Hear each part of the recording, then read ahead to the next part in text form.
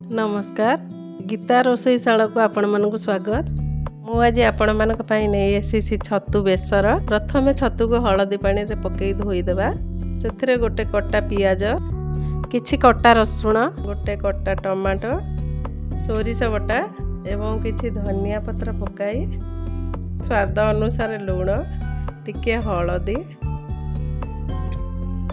4-5 चमच सोरिष तेल पकाई ताकू भल भाव गोलई दबा।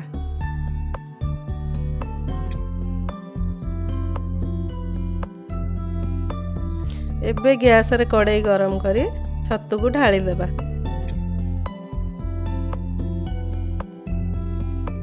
ता ऊपर 2टी कंचा लंका, किछि कटा टमाटो दे ताकू घोड़ई दबा। 10-15 मिनिट ताकू मीडियम आंच रे सिझिया पई छाड़ी दबा। मझिरे मझिरे ताकू टिके घांटी दउथिबे। एबे हमर प्रस्तुत हो गला छतु बेसर। जदि मो रेसिपीटी आपण मानक भल लागि थाए ताले मो चैनल को लाइक शेयर सब्सक्राइब कर देबे।